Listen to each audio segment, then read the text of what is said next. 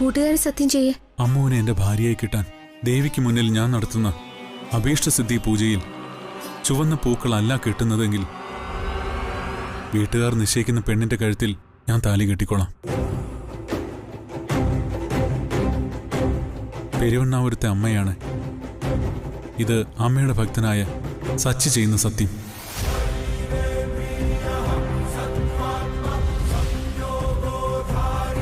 ഞാൻ അഭീഷ്ടസിദ്ധി പൂജയുടെ രസീത് വാങ്ങി വരാം. അമ്മ ക്ഷേത്രനടയിലേക്ക് വാ.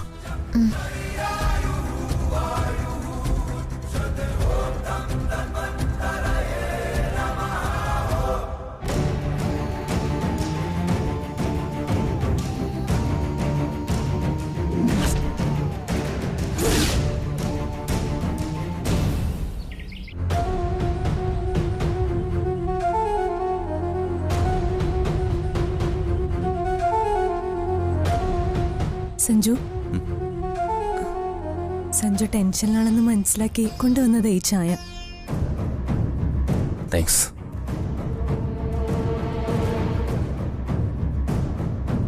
അവരിപ്പോ പെരുവണ്ണാപുരത്ത് എത്തിയിട്ടുണ്ടാവും.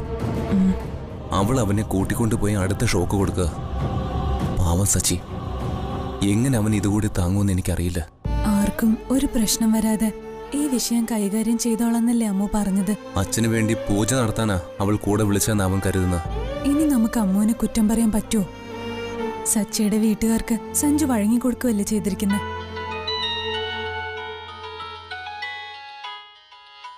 സ്നേഹയുടെ കോള വേഗം എടുക്ക്, അവർക്ക് ഹോസ്പിറ്റലിലല്ലേ. എന്താ സ്നേഹ? സച്ചേട്ടനെ പല തവണ വിളിച്ചു, കിട്ടാതെ വന്നപ്പോ ടെൻഷനായിട്ടാ സഞ്ജുവേട്ടനെ വിളിച്ചേ. അവിടെ എന്തെങ്കിലും ആവശ്യമുണ്ടോ? അങ്ങനെയൊന്നുമില്ല, സച്ചേട്ടന്റെ മാനസികാവസ്ഥ എന്താണെന്ന് അറിയാൻ വെറുതെ വിളിച്ചതാ. ഏട്ടൻ അവിടെ ഉണ്ടോ? കുറച്ച് ദൂരെ ഒരു ക്ഷേത്രമുണ്ട്, അച്ഛന് വേണ്ടി പ്രാർത്ഥിക്കാനായിട്ട് അവൻ പോയതാ. അവിടെ ഫോണിന് റേഞ്ച് കുറവാ, അതാ നീ വിളിച്ചിട്ട് കിട്ടാതിരുന്ന. പേടിക്കൊന്നും വേണ്ട. സഞ്ജുവേട്ടനോട് എങ്ങനെ നന്ദി പറയണമെന്ന് അറിയില്ല. സച്ചേട്ടന്റെ വിവാഹ സ്വപ്നത്തിലാ അച്ഛൻ ജീവിതത്തിലേക്ക് തിരിച്ചു.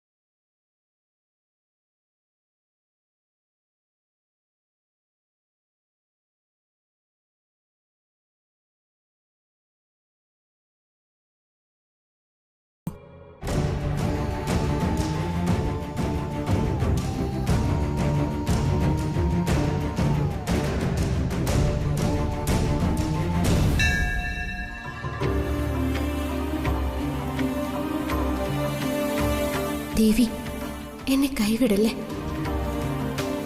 അമ്മയ്ക്കറിയില്ലേ അമ്മയായി ലച്ചുവിന് തന്നേ താലി അഴിച്ചു മാറ്റാൻ പാടില്ലെന്ന്.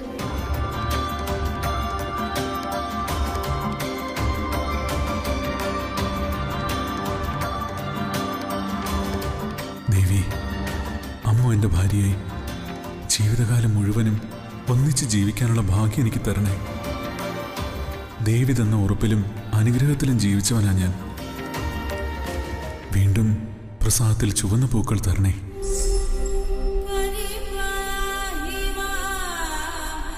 ദേവി, പ്രസാദത്തിൽ ചുവന്ന പൂക്കൾ മാത്രം ഉണ്ടാവരുതേ.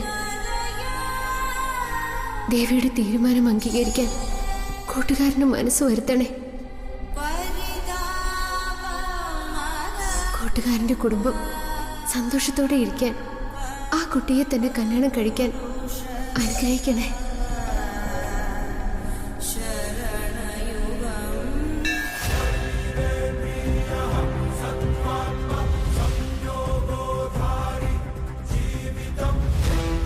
ദാ അഭിഷ്ടസിദ്ധി പൂജയുടെ പ്രസാദമാണ്.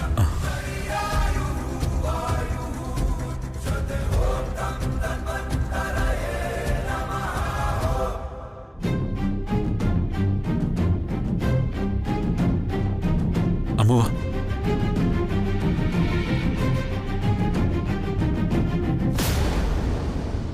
ദേവിയുടെ തീരുമാനം എന്താണെന്ന് ഇപ്പൊ അറിയാം. കൂട്ടുകാരൻ എനിക്കെന്ന് വാക്ക് പാലിക്കുമല്ലോ? എന്താ സംശയം? അമ്മും വാക്ക് പാലിക്കണം. ഞാൻ പാലിക്കും.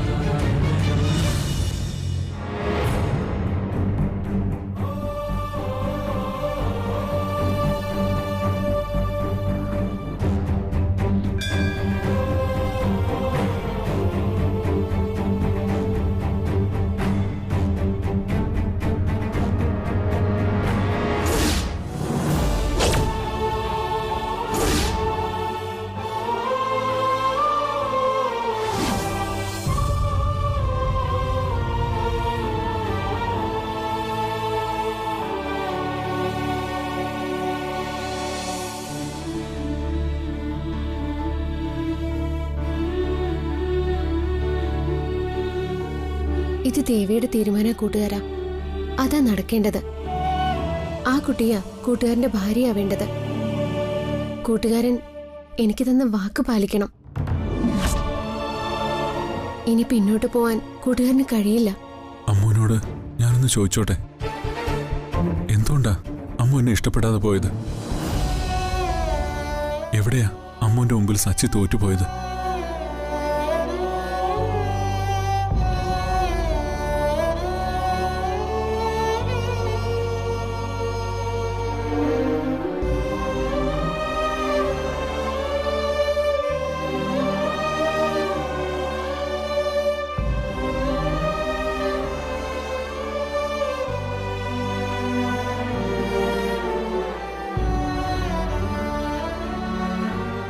ക്ഷമിക്കൂ കൂട്ടുകാരാ. എനിക്ക് ഈ ഭൂമിയിൽ എന്തിനേക്കാളും, എന്റെ ജീവനേക്കാളും വലുത് എന്റെ ഈ താലിയ.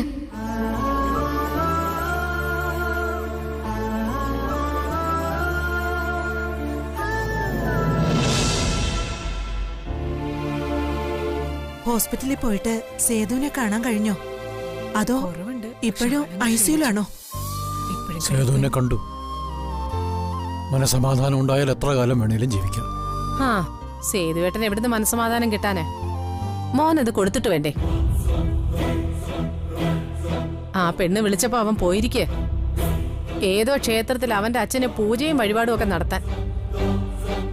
എനിക്ക് മനസ്സിലാവാത്തത് സമാധാനം കിട്ടാനാണോ അതോ സമാധാനക്കേട് ഉണ്ടാക്കാനാണോ അവള് പോയെന്ന.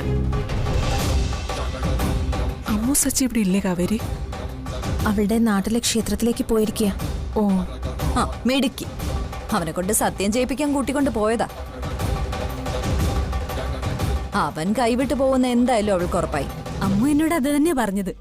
അവളെന്താ പറഞ്ഞത്? ക്ഷേത്രത്തിൽ കൊണ്ടുപോയി കയ്യിൽ കർപ്പൂരം കത്തിച്ച് അവളെ സ്വീകരിക്കാമെന്ന് സച്ചിയെ കൊണ്ട് സത്യം ചെയ്യിപ്പിക്കാനാ അവളുടെ ശ്രമം. മുത്തച്ഛനോടും അങ്കിൾ അതേ ആവശ്യം തന്നെയാണോ പറഞ്ഞത്? അതേ മോനെ, അവരാ കല്യാണവുമായി ഒരുപാട് ദൂരം മുന്നോട്ട് പോയി കഴിഞ്ഞു. എന്തിനേറെ പറയുന്നു, ഇൻവിറ്റേഷൻ ലെറ്റർ വരെ അടിച്ചെന്ന സന്ദീപ് പുറത്തു വെച്ച് പറഞ്ഞത്. അച്ഛനാ തെറ്റുപറ്റിയത്. സച്ചിക്ക് അമ്മൂനോട് ഇഷ്ടമുണ്ടെന്ന് അറിഞ്ഞപ്പോ അച്ഛൻ ആ വിവരം അവന്റെ വീട്ടുകാരെ അറിയിക്കേണ്ടതായിരുന്നു. അച്ഛൻ അത് ചെയ്തില്ല. കാഞ്ചന പറഞ്ഞത് ശരി തന്നെയാ. നമ്മളത് സേതുവിനെ അറിയിക്കണമായിരുന്നു. അത് പിന്നെ എങ്ങനെ? അമ്മു ഈ വീട്ടിലൊരംഗമല്ലേ? സച്ചി വീട്ടിൽ പറഞ്ഞ അവന്റെ ആൾക്കാർ പെണ്ണ് ചോദിച്ചു വരുമെന്നല്ലേ നമ്മൾ കരുതിയത്. നിർത്ത്. ഇനി അതേപ്പറ്റി സംസാരിച്ചിട്ട് ഒരു കാര്യമില്ല. സച്ചിയുടെ വീട്ടുകാർ നിശ്ചയിച്ച വിവാഹം നടത്തിക്കൊടുക്കേണ്ട ബാധ്യതയാണ് ഇപ്പൊ നമുക്ക് വന്നിരിക്കുന്നത്. നമ്മളത് ചെയ്തേ പറ്റൂ. സച്ചിയുടെ മനസ്സ് മാറ്റിയെടുക്കുന്നത് എളുപ്പമുള്ള കാര്യമല്ലെന്ന് അച്ഛനറിയില്ലേ? നമ്മളെ നിർബന്ധിച്ച അവനെ ഈ വീട് വിട്ടു പോവും. അല്ല, അവന്റെ വീട്ടുകാരെ ഒന്ന് അവനെ കൂട്ടിക്കൊണ്ട് പോട്ടെ. അവനിവിടെ നിൽക്കുമ്പോഴല്ലേ നമുക്ക് ബാധ്യതയാവുന്നത്.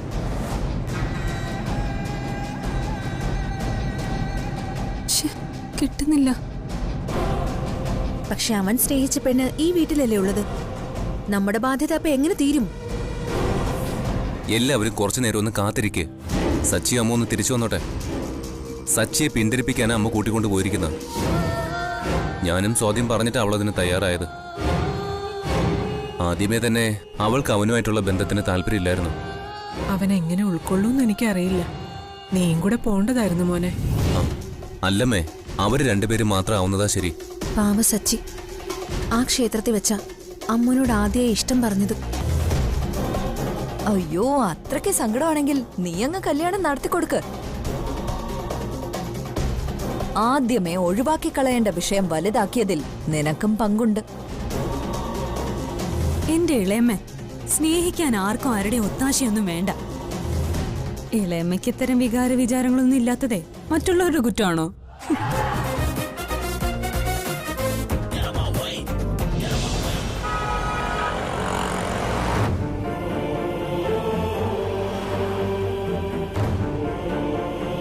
ഈശ്വര, വീടെത്തുന്നത് വരെ കൂട്ടുകാരൻ എന്നോടൊന്നും പറയരുതേ.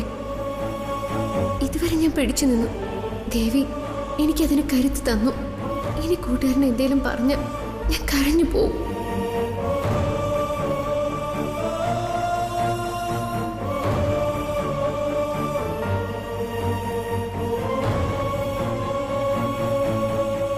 സച്ചിയുടെ ലൈഫിലെ ഏറ്റവും വലിയ ദുരന്തം സംഭവിച്ച ദിവസമായിരുന്നു. മരണം വരെ ഈ ദിവസം മങ്ങാതെ മായാതെ മനസ്സിൽ കാണും. ഏത് ഓർമ്മകളെക്കാളും മുകളിലായിരിക്കും അത്.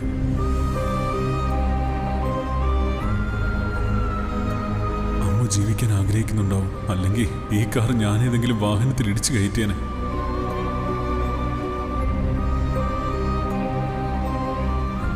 നിന്നോട് എനിക്ക് തോന്നിയ ഇഷ്ടം ഒരു കാലത്തും അസ്തമിച്ചു പോകുന്നതല്ല അമ്മു. ബോധത്തിലും അബോധത്തിലും എൻ്റെ ഹൃദയം അമ്മു എന്ന് തേങ്ങിക്കൊണ്ടേയിരിക്കും. ഓക്കെ, ഇതാണല്ലേ ഫേറ്റ്. ഞാൻ സ്വീകരിക്കുന്നു. നീ എനിക്കെന്ന വിധിയല്ലേ ഇത്? നാടകം പോലെ ഒരാൾ നിന്റെ കഴുത്തിൽ താലികെട്ടി. നീ അയാൾക്കൊപ്പം ജീവിക്കില്ല. അയാളെ പ്രതീക്ഷിക്കുന്ന പോലുമില്ല. നിന്നെപ്പോലെ ഞാനും ഒരു വിവാഹം കഴിക്കാം.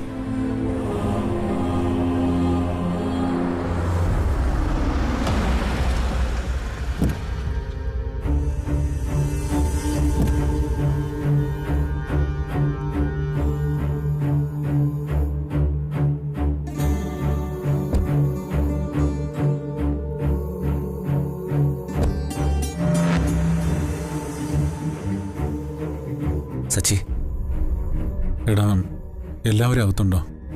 ഉണ്ട്. എന്താടാ? ഒറ്റ സംസാരത്തിൽ ഈ വിഷയം അവസാനിപ്പിക്കാനാണ് ഞാൻ ആഗ്രഹിക്കുന്നത്. നീ വാ. അമ്മു, എല്ലാം സെറ്റാക്കിയോ? വാ.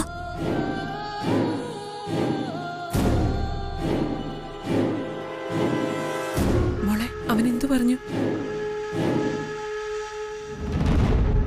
എനിക്ക് നിങ്ങളോടൊക്കെ ഒരു കാര്യം പറയാനുണ്ട്.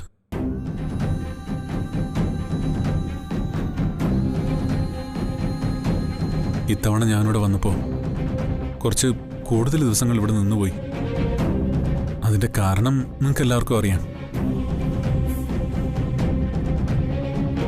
പറയാൻ മടിക്കുന്നില്ല.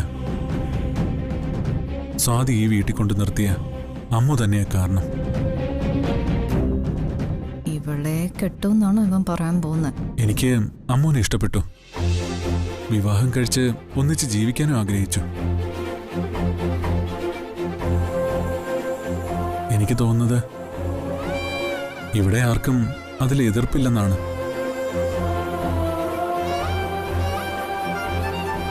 ആദ്യം അമ്മ വിസമ്മതം കാണിച്ചപ്പോ ഞാൻ കരുതിയത് ഞാനും അമ്മും തമ്മിലുള്ള അന്തരം ഓർത്തിട്ടാ അവള് നോ പറഞ്ഞെന്നാ.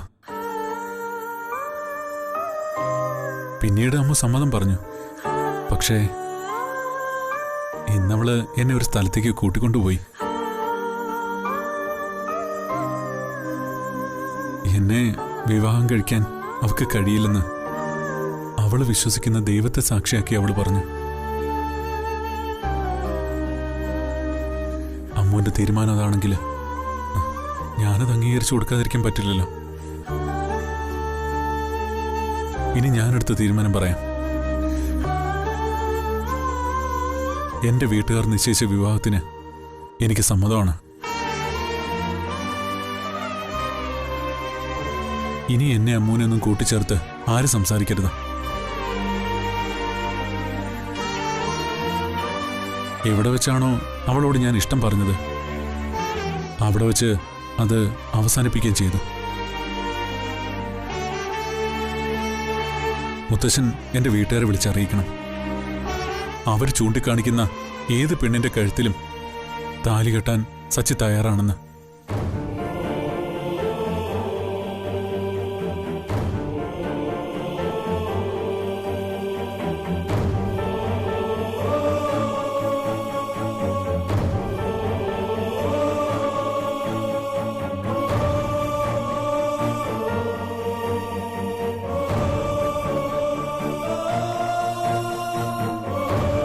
റൂമിൽ ചെന്നിരുന്ന് അവൻ പൊട്ടിക്കരയായിരിക്കും. എങ്ങനെയായിരിക്കും അവൾ അവന്റെ മനസ്സ് മാറ്റിയത്? സന്തോഷിക്കണോ സങ്കടപ്പെടണോ എന്നറിയാൻ വയ്യാത്ത അവസ്ഥയില്ല ഞാൻ. മറ്റുള്ളവരെ വേദനിപ്പിച്ച് തനിക്കൊരു ജീവിതം വേണമെന്ന് ആഗ്രഹിക്കാത്ത കുട്ടിയെ അമ്മു.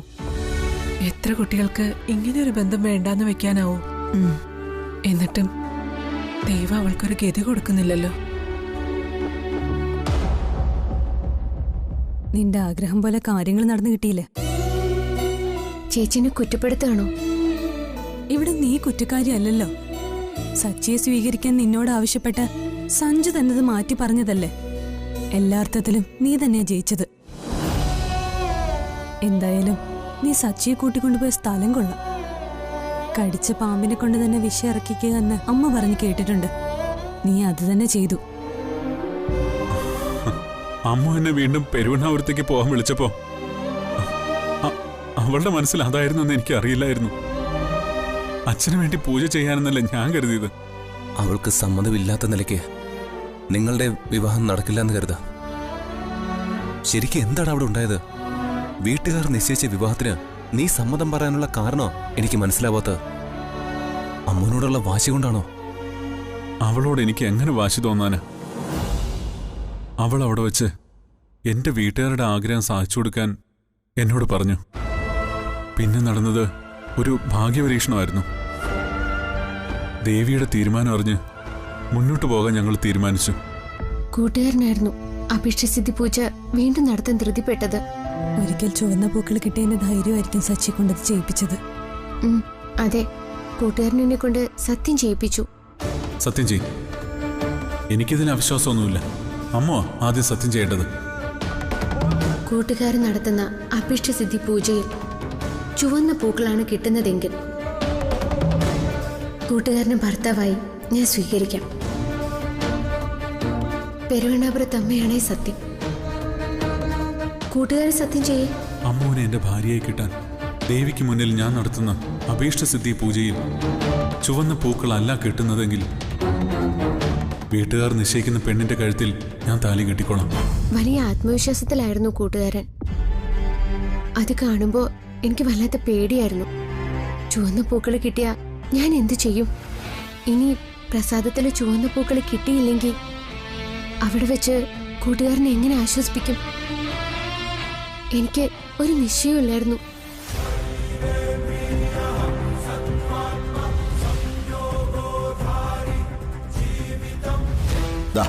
അഭിഷ്ടസിദ്ധി പൂജയുടെ പ്രസാദമാണ്.